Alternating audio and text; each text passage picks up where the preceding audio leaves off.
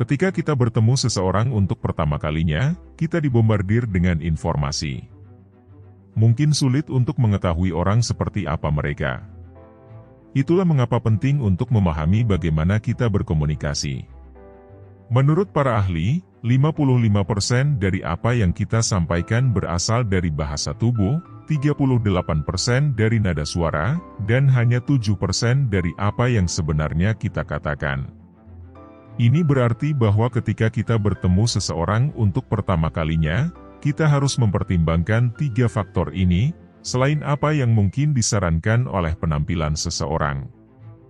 Jadi, jika Anda ingin mengetahui kepribadian seseorang saat pertama kali bertemu, perhatikan petunjuk berikut ini, mulai dari kepala ke bawah. Nomor 1, kontak mata. Banyak orang sering mengatakan bahwa mata adalah jendela jiwa.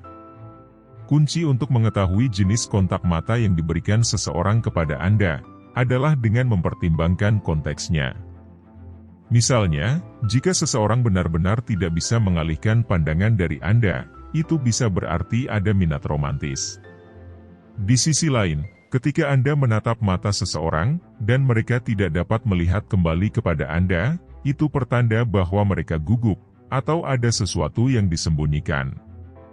Dan jika Anda berbicara dengan seseorang yang tatapannya membuat Anda menggeliat, terutama jika mereka diam dan tidak berkedip, pasti ada sesuatu yang terjadi, dan mereka mungkin berbohong kepada Anda. Nomor 2, alis. Jika Anda ingin melihat seberapa nyaman seseorang, lihatlah alisnya. Ada 3 emosi utama yang membuat alis Anda terangkat, yaitu terkejut, khawatir, dan takut. Coba angkat alis Anda saat Anda sedang mengobrol santai dengan seorang teman. Sulit untuk dilakukan, bukan? Jika seseorang yang berbicara dengan Anda mengangkat alisnya, dan topiknya bukan topik yang secara logis akan menyebabkan kejutan, kekhawatiran, atau ketakutan, itu pertanda bahwa mereka merasa sangat tidak nyaman. Nomor 3, tersenyum. Dalam hal tersenyum, mulut bisa berbohong, tapi tidak dengan mata. Senyum tulus mencapai mata, kerutan kulit membentuk seperti kaki burung di sekitar mata. Orang sering tersenyum untuk menyembunyikan apa yang sebenarnya mereka pikirkan dan rasakan. Jadi lain kali jika Anda ingin tahu apakah senyum seseorang itu tulus atau tidak, lihatlah kerutan di sudut matanya. Jika kerutan itu tidak ada di sana, bisa jadi senyum itu menyembunyikan sesuatu. Nomor 4, apa yang mereka katakan? Jika Anda bertemu seseorang untuk pertama kalinya, dan yang mereka bahas hanyalah tentang pasangan mereka yang lebih baik, atau memuji rekan kerja mereka, kemungkinan besar, mereka sendiri adalah orang yang cukup baik. Studi menunjukkan, bahwa semakin banyak orang menilai orang lain sebagai orang yang baik, sopan, dan penyayang, semakin besar kemungkinan mereka juga memiliki sifat-sifat ini.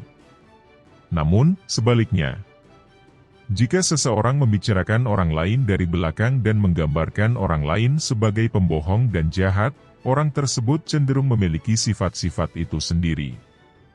Atau mungkin juga mereka memiliki riwayat depresi atau gangguan kepribadian. Nomor 5, paralanguage. Paralanguage adalah komunikasi nonverbal seperti nada. Intonasi nada atau cara berbicara Anda, pada dasarnya, ini adalah cara yang bagus untuk mengatakan bahwa Anda perlu memperhatikan bagaimana seseorang mengatakan sesuatu. Misalnya, jika seseorang menjawab Anda dengan nada monoton, kemungkinan besar mereka merasa tidak ada kaitannya dengan Anda dan tidak tertarik. Penggunaan sarkasme adalah contoh yang bagus untuk pembahasan ini. Ketika seseorang menggunakan sarkasme, apa yang dimaksud orang tersebut sebenarnya adalah kebalikan dari apa yang dikatakan oleh kata-kata tersebut. Jadi, perhatikan penekanan yang mereka berikan pada kata-kata dan bagaimana mereka mengatakannya. Ini memberi Anda petunjuk besar tentang apa niat mereka yang sebenarnya. Nomor 6, melirik. Orang yang hangat dan terbuka saat bertemu dengan Anda, pasti tubuhnya akan menghadap ke Anda dan mereka akan menatap mata Anda juga. Berbeda jika Anda baru saja bertemu seseorang, dan mereka langsung melirik ke samping. Ini adalah tanda bahasa tubuh di alam bawah sadar yang berarti mereka sedang mencari pelarian. Nomor 7, sering mengangguk. Mengangguk biasanya merupakan tanda bahwa seseorang setuju dengan Anda. Tapi, anggukan yang berlebihan mungkin menandakan kecemasan tentang persetujuan. Saat Anda memberitahu seseorang sesuatu, dan mereka mengangguk berlebihan, ini berarti mereka khawatir tentang apa yang Anda pikirkan tentang mereka, atau Anda meragukan kemampuan mereka. Di sisi lain, sering mengangguk juga bisa menjadi tanda bawah sadar yang merupakan isyarat bagi orang lain untuk pergi, sama seperti ketika seseorang terus melihat jam tangan atau menyentuh kunci kendaraannya. Nomor 8, dagu dan rahang. Ketika seseorang mencoba membuat keputusan, mereka cenderung menyentuh dan mengelus dagunya. Mereka mungkin melihat ke atas, ke bawah, atau ke samping. Ini adalah tanda pasti bahwa mereka sedang berpikir keras. Rahang terkatup adalah tanda stres. Terlepas dari apa yang dikatakan orang tersebut, ini menunjukkan tingkat ketidaknyamanan yang cukup besar. Percakapan mungkin mengarah pada sesuatu yang mereka khawatirkan, atau pikiran mereka mungkin berada di tempat lain, dan mereka berfokus pada hal yang membuat mereka stres. Nomor 9, postur tubuh. Bagaimana seseorang membawa diri dapat memberi Anda beberapa indikasi tentang kepercayaan diri mereka. Misalnya, jika seseorang berjalan tegak dengan bahu ke belakang dan melihat lurus ke depan, itu menunjukkan bahwa mereka merasa nyaman dengan diri mereka sendiri dan memiliki kepercayaan diri. Namun, jika seseorang membungkuk dan melihat ke tanah saat berjalan, itu memberikan kesan yang jauh berbeda. Ini mungkin tidak berarti bahwa mereka memiliki harga diri yang rendah, tetapi itulah kesan yang terlihat.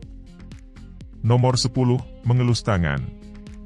Mengelus tangan dipercayai bahwa tangan menyiarkan apa yang dipikirkan dalam kepala. Ketika seseorang mengelus-eluskan tangannya, umumnya itu berarti mereka memiliki perasaan positif tentang sesuatu. Orang biasanya melakukan ini ketika mereka berharap tentang sesuatu yang baik yang akan datang di masa depan, dan mereka bersemangat tentang hal itu. Nomor 11, jabat tangan. Anda bisa tahu banyak dari cara jabat tangan seseorang. Lemah dan lembut kemungkinan mereka cenderung tunduk atau penurut. Terlalu keras dan menyakitkan kemungkinan mereka mungkin tipe yang mendominasi. Lamanya waktu berjabat tangan juga penting. Tapi terlalu pendek bisa menunjukkan beberapa bentuk konflik. Mungkin saja orang tersebut tidak ingin menjalin hubungan yang mendalam dengan Anda. Tapi, itu juga bisa berarti bahwa mereka tidak punya banyak waktu. Nomor 12, mencondongkan ke dalam, atau menjauh. Jika seseorang condong ke arah Anda, itu adalah indikasi yang jelas bahwa mereka tertarik dengan apa yang Anda katakan. Apa yang mungkin tidak Anda ketahui, adalah bahwa itu juga merupakan tanda rasa hormat. Ketika orang-orang mendekat dan mencondongkan tubuh ke arah Anda selama percakapan, itu menunjukkan bahwa mereka ingin curhat kepada Anda. Itu membuat Anda merasa dapat dipercaya dan dihargai. Namun, jika seseorang bersandar ke belakang, mereka menunjukkan bahwa mereka bosan dengan percakapan itu, atau mungkin mereka merasa tidak nyaman karena suatu alasan. Nomor 13, memegang bayi. Oke, ini mungkin terlihat aneh, tapi ada baiknya untuk diketahui. Jika Anda baru pertama kali bertemu seseorang, dan mereka baru saja menjadi ibu, lihatlah lengan apa yang mereka gunakan untuk menggendong bayi. Studi menunjukkan bahwa ibu yang bahagia cenderung menggendong bayi mereka di lengan kiri mereka. Sedangkan ibu yang stres dan depresi biasanya menggendong bayinya di lengan kanan. Beberapa dari kita mungkin cukup pintar membaca tanda-tanda yang diberikan orang. Sementara yang lain sangat sulit membaca tanda-tandanya, sehingga mereka membutuhkan orang lain untuk langsung memberitahu mereka apa yang ada di pikiran mereka. Membaca orang tidaklah mudah, tetapi jika Anda bisa melakukannya, itu adalah skill yang luar biasa untuk dimiliki. Tentu saja, setiap orang berbeda, jadi menafsirkan kata-kata dan tindakan mereka mungkin tidak selalu akurat.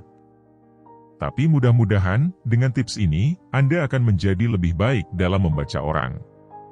Saya ingin tahu pendapat Anda, ketika Anda bertemu seseorang untuk pertama kalinya, apa hal pertama yang biasanya Anda perhatikan tentang mereka? Beritahu saya di kolom komentar ya. Jika Anda menyukai video ini, berikan like-nya, dan bagikan dengan teman-teman Anda, agar saya dapat terus semangat membuat video seperti ini. Tekan tombol subscribe, dan jangan lupa untuk mengklik lonceng notifikasi. Juga, pastikan untuk melihat video saya yang lainnya juga. Sampai jumpa di sharing-sharing lainnya.